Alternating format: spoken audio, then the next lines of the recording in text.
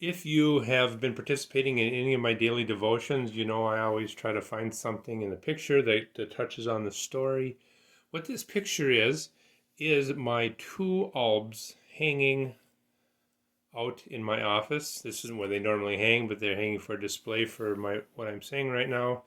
And stoles. The albs are the white robes. The stoles are the colorful by season decoration, if you will.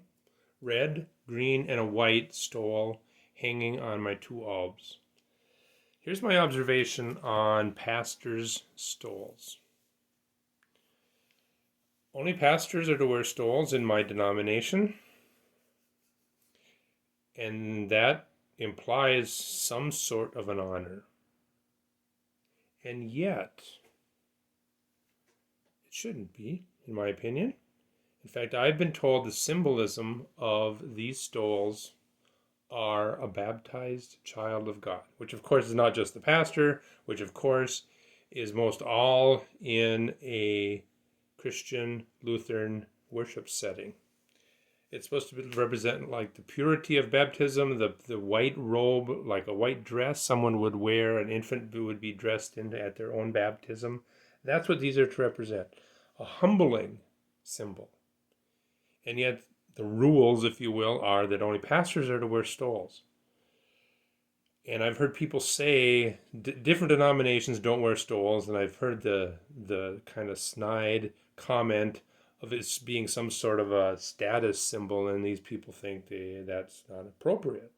I've heard other people within members within my own church saying, "Oh, you don't have to wear that. All we know who you are," like again implying that it has some sort of status to it. Not remembering the people who make that, not remembering the idea of the humbleness of being a baptized child of God. What does this have to do with Acts and our readings this week? Well, that whole idea of humbleness kind of jumped out in the story that is assigned that I'm going to read today. We are now in Acts chapter 13. We're going to do part of Acts 13 and part of 14. Here's 13.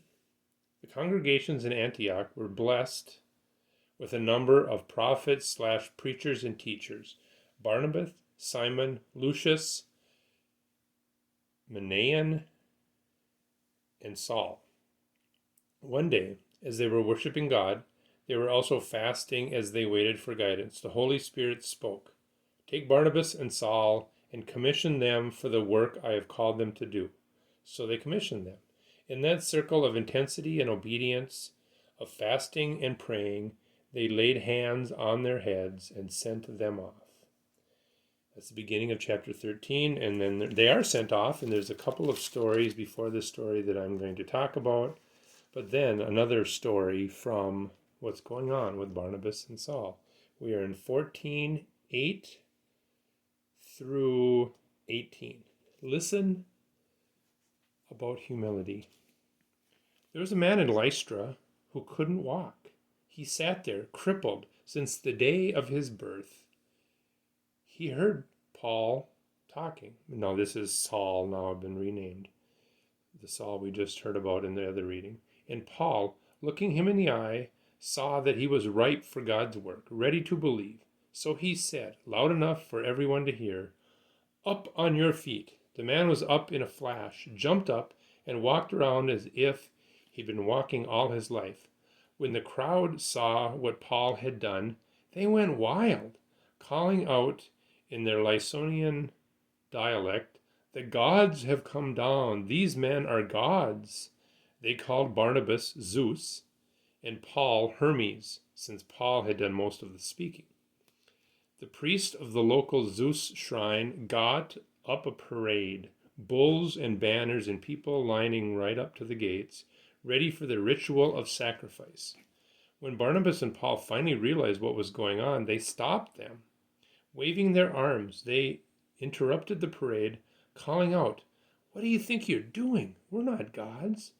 We are men just like you, and we've been here to bring you the message, to persuade you to abandon these silly god superstitions and embrace God himself, the living God. We don't make God, he makes us, And all of this, sky, earth, sea, everything in them. In the generation before us, God let all the different nations go their own way, but even then, he didn't leave them without a clue, for he made a good creation, poured down rain, and gave bumper crops. When your bellies were full and your hearts happy, there was evidence of good beyond your doing. Talking fast and hard like this, they prevented them from carrying out the sacrifices that would have honored them as gods.